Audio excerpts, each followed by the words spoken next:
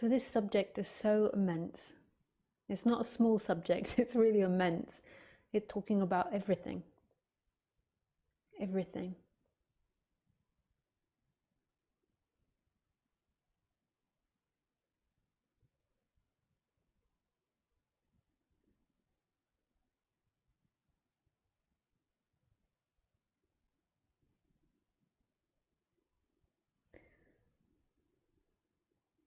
So what the person thinks is that, or what you think is that you're somebody inside your body listening to me now.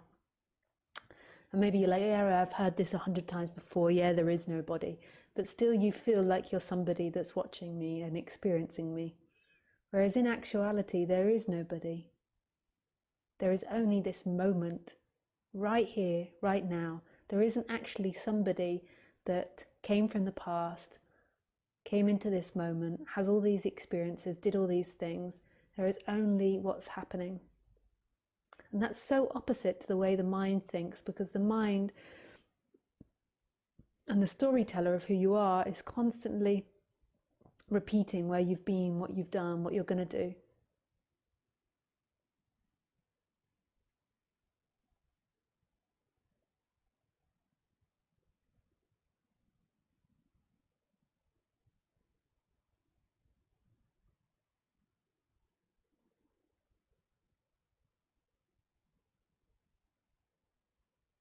Where are you going to go? What you think about this? There's always this voice like tuk, tuk, tuk, tuk, tuk, tuk. And there's nothing wrong with the voice as such, but that voice and consciousness and your sense of being feel like that's somebody inside the body.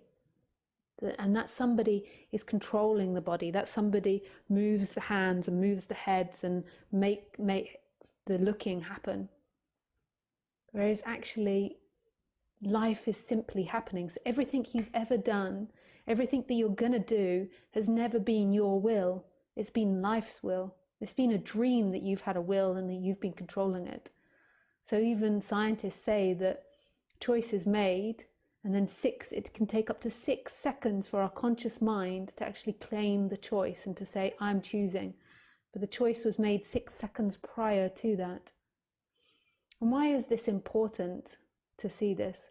It's not important that you see it, although it will relax the you understanding all these concepts and understanding that who you are isn't limited. It's a seeing that's deeper than you.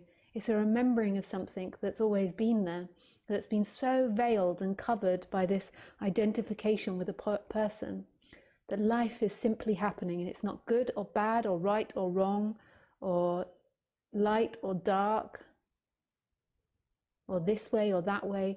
It simply is, and it's one movement to another like a kaleidoscope. And at the same time it's perfectly still and not happening.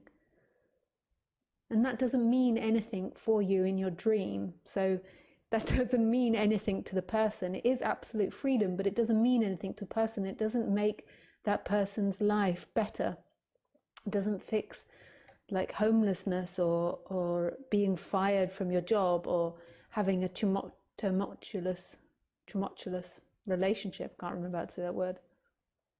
Tumultuous relationship. It doesn't stop that. Like, that is a happening. That's something that happens. And even if you're lost in arguments for hours and then you feel guilty about it, you might think that's your doing, but actually it couldn't have been any other way. Every time you screamed or shouted or cried or were upset, that was a happening. It wasn't your doing. You couldn't have done something differently. And that's really wonderful when you really comprehend that you're absolutely innocent. The person is innocent of everything that it's ever done. It didn't ever make a mistake. It was simply acting out.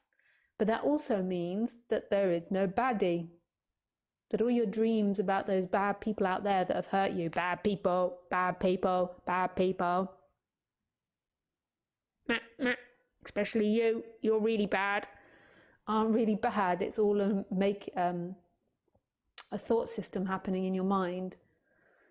That's not saying that we don't put people in prison. It's not denying that sometimes people need to be removed from society or need to be reconditioned in order to be more appropriate in society. It's just saying that nobody, there is not one of us that could have been any different than what we are, ever, ever.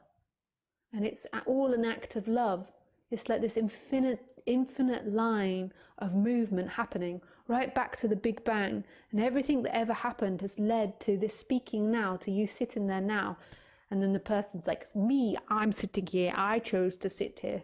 But you didn't choose to sit here, ever. You never chose to sit here. You never chose to listen. You never chose to look. You never chose to experience this life. This is such freedom when it can be heard. The person, though, can take that in a very negative way. It's like, oh, life is pointless. There's no meaning. I can't choose to do anything. But that's just taking it the baby way. Like, that's taking it like poor me and victimizing yourself. Like, life is hopeless, I'm stuck, and it's just a solar plexus out of balance. It's a story, and if you weren't victimized by this message, you'd be victimized by your partner or by something else.